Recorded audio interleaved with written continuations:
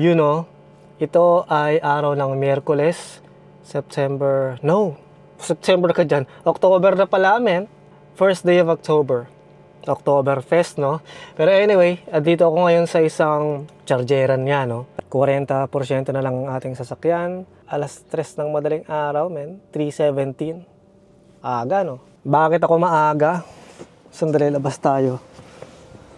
Maaga ako kasi, putik, yung pick up ko, alas 9 ng umaga, diyan sa may Morrisburg, Ontario, mga 4 na oras din ang biyahe doon, men. 426 kilometers. Sana, hindi ako malate. Hindi naman ako malilate kasi nga wala namang traffic ngayon sa GTA. Pero sobrang ano dito, men. Ako lang ang tao. Ako lang ang nag-charge ditong kotse. Siyempre, alas 3 pa lang ng madaling araw, eh.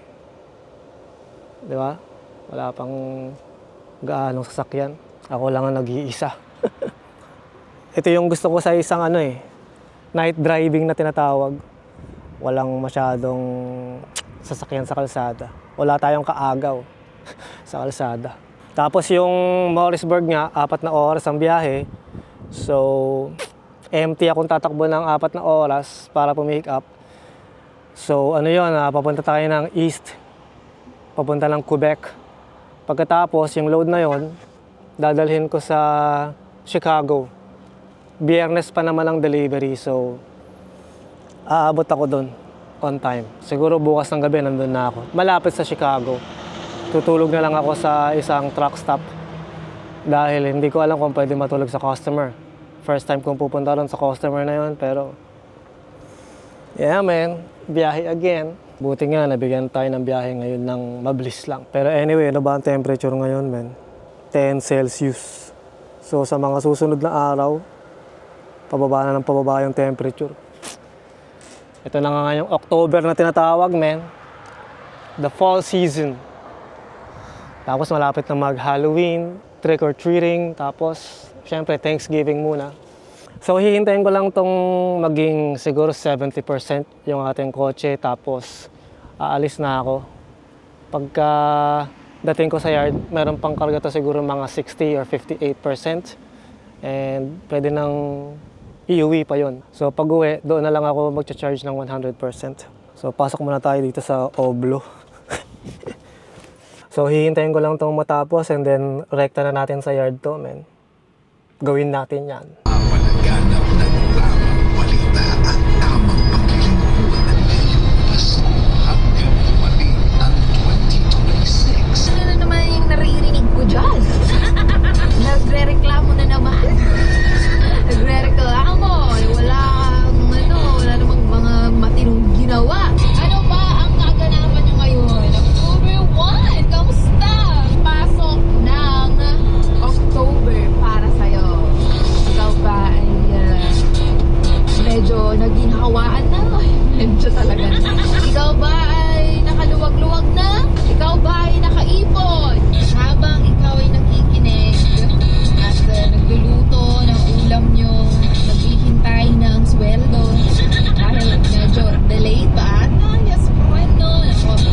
Yan ang sinasabi ko. Dapat may mahaba kang pasensya. Bakit na-delayed lang na-delayed lang ng 5 minutes, nagre-reklamo ka na. Magandang evening sa inyong lahat, sa mga drivers on the road. Yes, friend. Yes, friend. Oh. Ang labo na ng mata ko. Cellphone mo yan.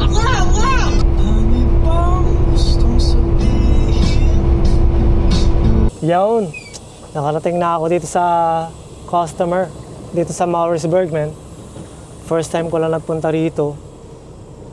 Pero madali lang hanapin. So susundan ko lang tong tanker na to dahil maglo-load rin yata to. Ang sabi ng tao sa akin, pasok lang sa gate and then kakanan, tapos hihinto tayo bago dumating ng release. All traffic, dead slow, sound horn, forklift area. Or forklift work area. Saan yung trucks dito? Oh, bakit parang merong barikada? Ayan oh, may barikada. First time ko nagpunta rito, men. Oh, ito na nga yun. Ito na yung release pala. Kaya pala merong tape. Yan yung pinaka-gate. So dito lang tayo sa likod na tong tanker na to. So ihanda ko na yung aking safety goggles or safety glasses. Tsaka yung aking hard hat. Mismo. Kailangan daw ng hard hat, long sleeves, check. Safety glasses, check. Tsaka ng high-vis vest, check. So hinihintay ko lang to. Tagal naman ito, men. Anong oras na ba? 9:04. Nakarating ako dito ng 8:55, so 5 minutes bago yung appointment. Nakarating tayo.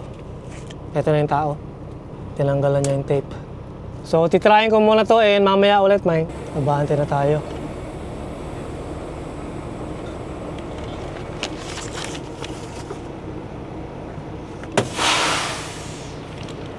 Hi, good morning, boss. How are you?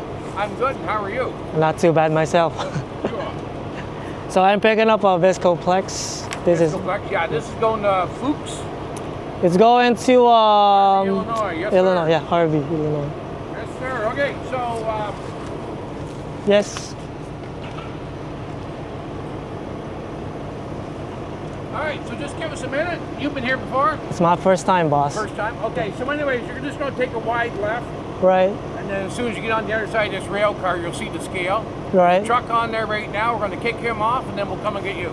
Alright, dyan tayo papasok. So kailangan kong mag-wide left. Tapos meron daw skala. Meron lang daw truck sa skala ngayon. Pag pinaalis na nila, tsaka tayo papasok. So yan ang kanilang mga guidelines. Ang scale rules ay dead stop before driving on. So kailangan natin huminto bago tayo pupunta ng scale. No dropping trailers. Tapos no fifth wheel adjustments sa scale. Tapos no turning on scales or ramps. Tapos driver stay in truck for weighing. Mismo. Ganun lang ka-basic yung kanilang rules para sa skala. Lahat naman ng scale ganun. Ayos na.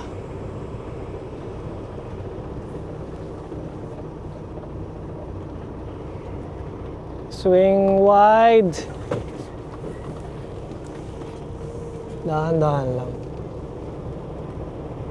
Sikip naman dito.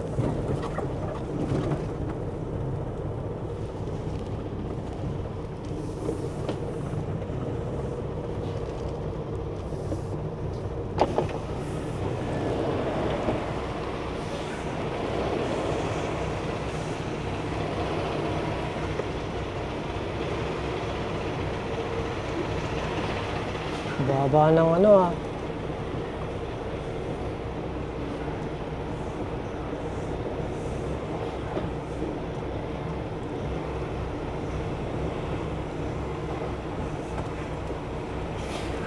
Excuse me, what's the clearance of that one?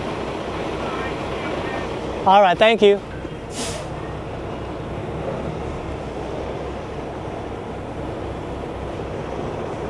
It just looks a little lower for me. I know it's Thank you. looks like it's not going to be high enough, but it is. Thank you, boss. Sabi mo eh. Ayos. Hindi ko nga tinamaan.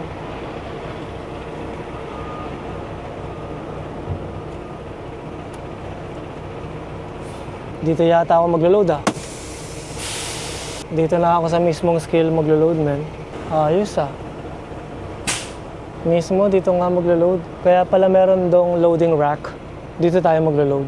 Ayos na. Patayin ba yung makina? Tingnan ko nga muna. Baka hindi pa luto yung sinaing eh. Bawal patayin ng makina pag ginagamit yung mga kuryente. Malapit nang maluto. Pwede nang maghintay muna ng konti. Kapag sinabi niyang patayin yung makina, tsaka ka papatayin. So, ang kargada ko ngayon, hazmat man. Ano bang klase to? Viscoplex UN3256. Ano ba yung UN3256? Corrosive yata yun. Titignan ko sa aking ERG. 326. Ano? 3256? 3256. Elevated temperature liquid. Oh, flammable. What? Ano yung guide number? 128. Flammable pala to. Sa bagay, lahat ng nakita kong mga tangke nila dito, parang ang daming placards ng flammable. Elevated temperature liquid, flammable NOS with flash point above 60 degrees Celsius at or above this flash point. So, flammable tayo ngayon, men. Bawal mag-yosi. Buti na lang, hindi na ako nag-yosi. So, gusto ko nang patayin yung makina ko, kaso lang yung sinaing hindi pa luto. Mga 2 minutes siguro. Yun, tumulog na yung rice cooker, so pwede ko nang patayin tong makina. Flammable pala to, men. Bawal bumaba dito. Kasi nakalagay doon kanina sa may... Ano ba yung tawag nila doon? Signboard.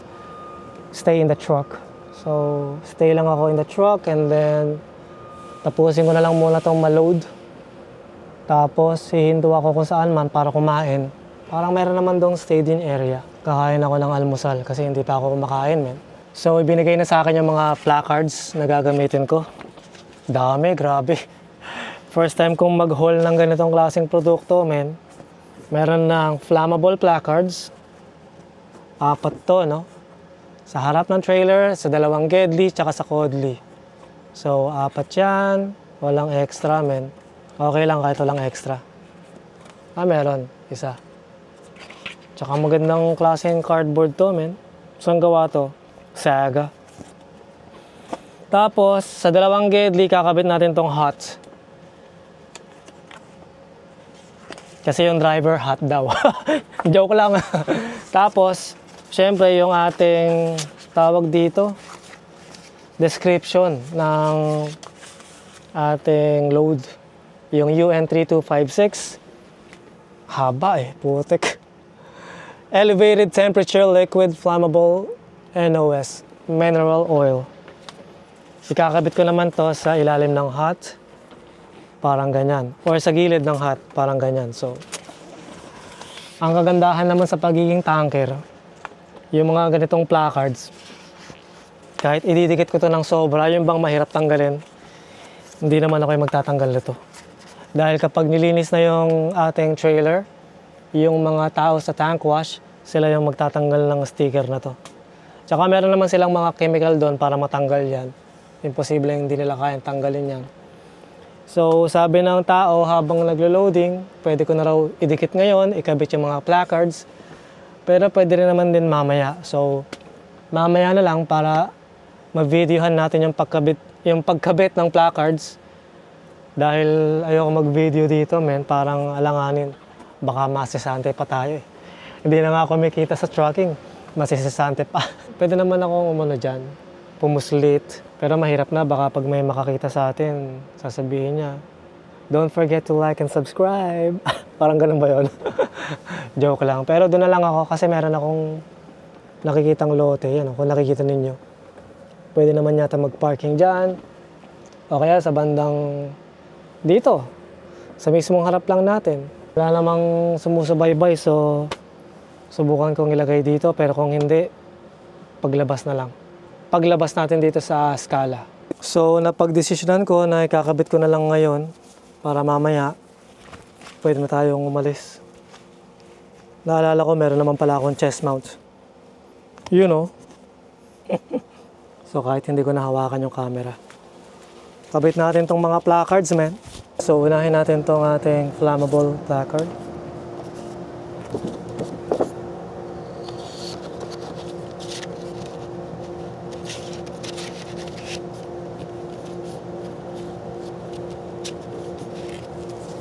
Lagyan natin ng placard protector. Uy, parang hahanginin pa. Yan.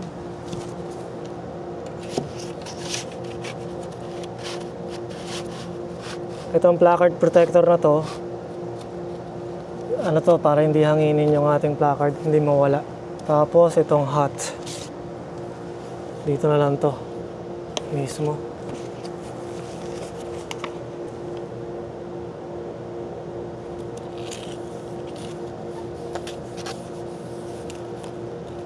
Okay.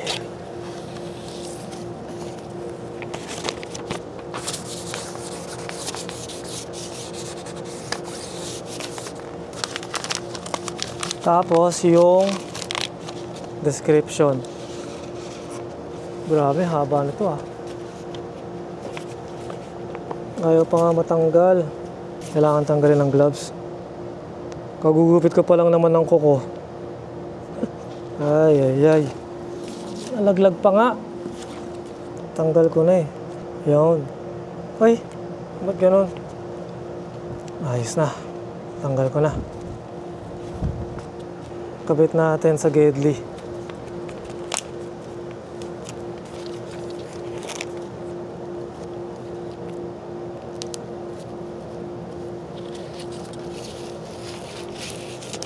Elevated temperature.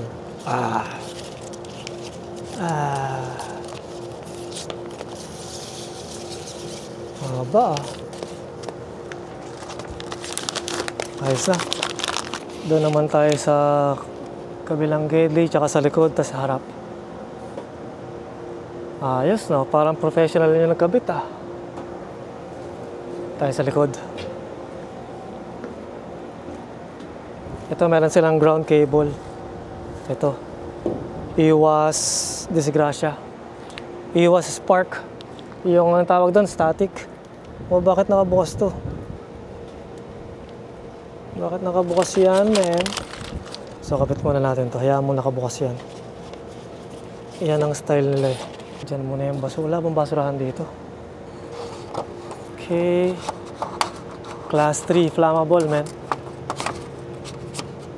3256.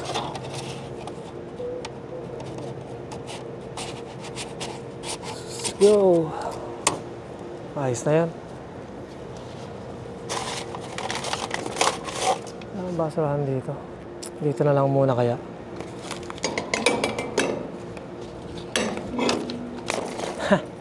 Hindi naman basurahan yung hose tube.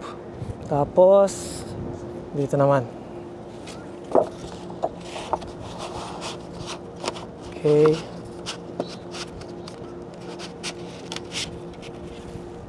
And protector.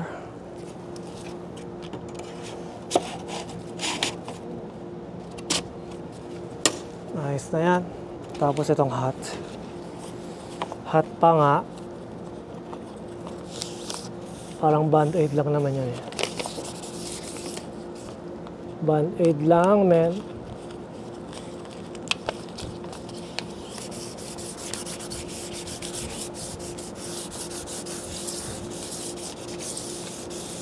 Ayos na yan. Tapos itong description.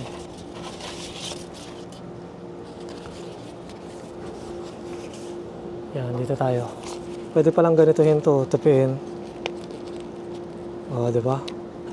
Hindi na kailangan kukuhin. Ayos na yan. Mineral oil ang pinaka ano niya. Ba't ganyan ang pagkakadikit mo, Kaloy? Ayusin mo. Baka sabihin, hindi ka professional. Uy! Uy! Patay. Ano ba yan? Okay lang kaya yan?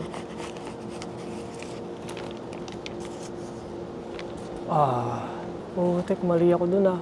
Kasi merong ganito eh. Total elevated naman. Kaya in-elevate ko. May ganon. Kunin ko lang yung basura dito sa Kodli.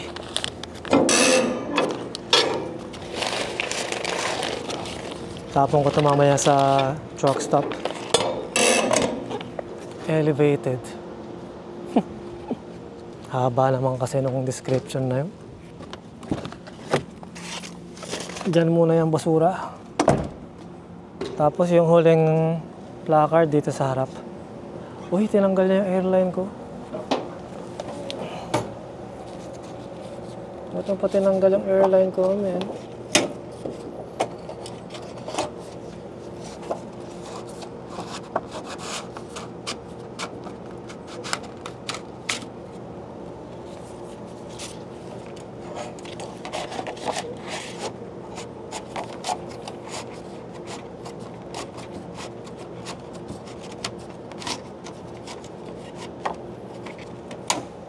Ayos na.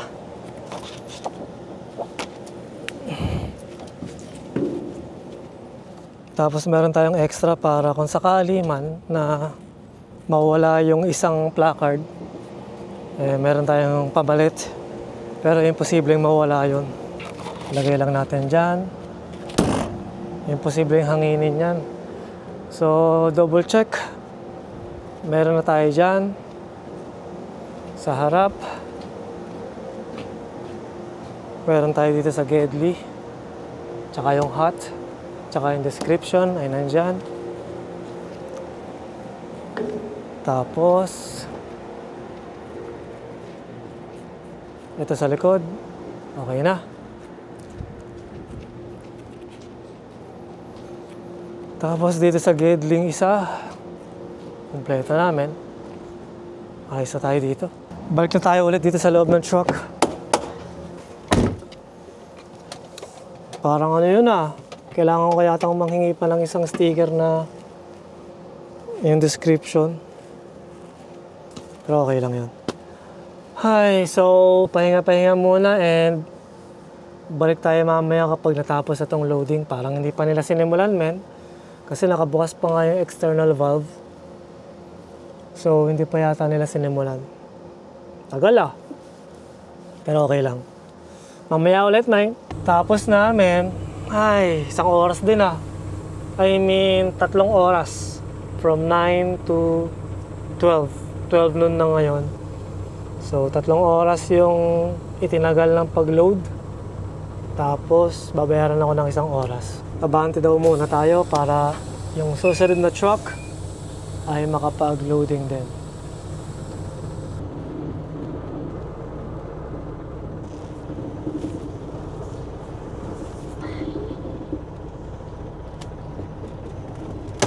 Grabe, ang tagal din ah. 3 oras, men. So, syempre, i-check ko lang yung ating selyo sa likod kung kinabit nga na lang maayos.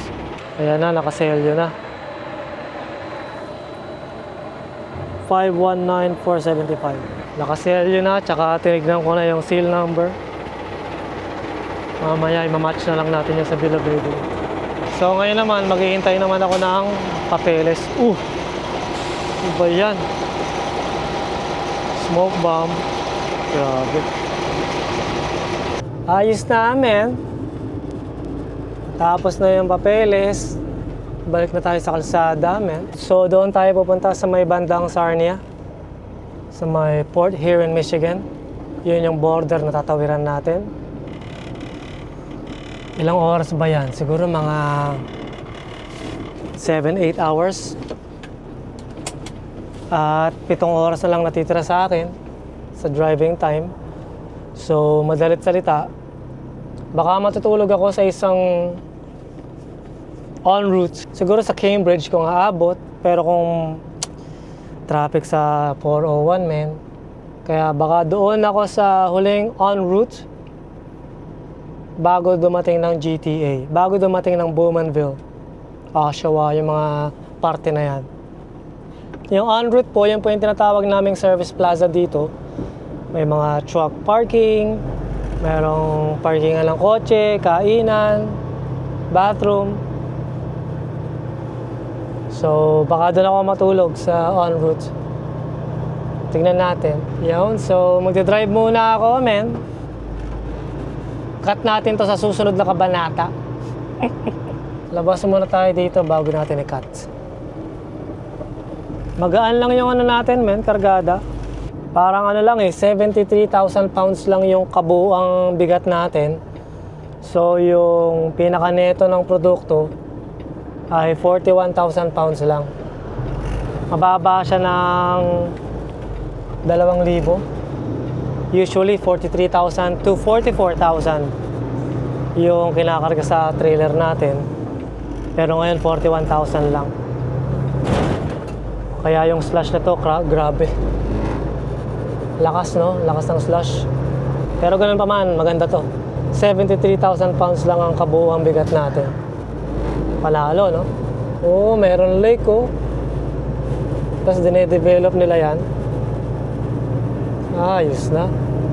Talagang dinedevelop na rin nila tong Morrisburg. Ganda. Pag may crane na ganyan, talagang construction. dinidevelop. Malapit lang sa 401 tong pinuntahan natin customer. Mga 2 milyahe lang nandun na tayo. So sa inyong lahat na nanonood ng video na to, welcome sa atin lahat dito sa Morrisburg, Ontario, man. First time ko lang dumaan dito or pumunta. So kanina meron akong dinaan ng roundabout. Doon tayo kakanan. Papakita ko sa inyo. Yung roundabout na yon, yun na yung magdadala sa atin sa 401. Ano naman tayo ngayon? Westbound. Papunta ng Kingston. Maganda rin tong town na to, man. Tahimik. Ito na yung roundabout.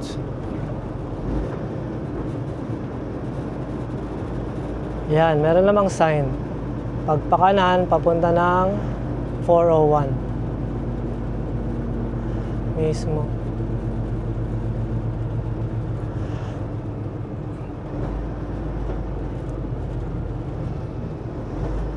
Sa susunod, magiging malaking syudad na to, Morrisburg.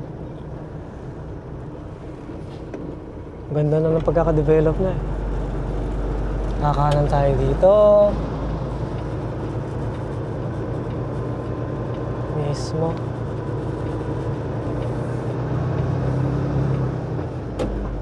Dire-diretso na ng 401 to, men. Ayos na to. So, paano ba to, men? Dito ko na muna tatapusin tong video na to sa araw na to, no? Ng Miyerkules ba ngayon? Oh, Miyerkules. October 1, 2025. Sa inyong lahat na sumama sa akin sa biyahe natin na to, no? Sa pag-pick up dito sa Morrisburg, Ontario. At habang tinutulak tayo ng ating trailer na nagsasalita ako. maraming salamat sa pagsama nyo sa akin. And shoutout sa inyong lahat. Tapos, paano ba to? Cut na lang natin to bukas. Kung saan man ako aabutin, kung sa truck stop man or sa rest area. So, maraming salamat and mag-iingat ka palagi, man. Peace.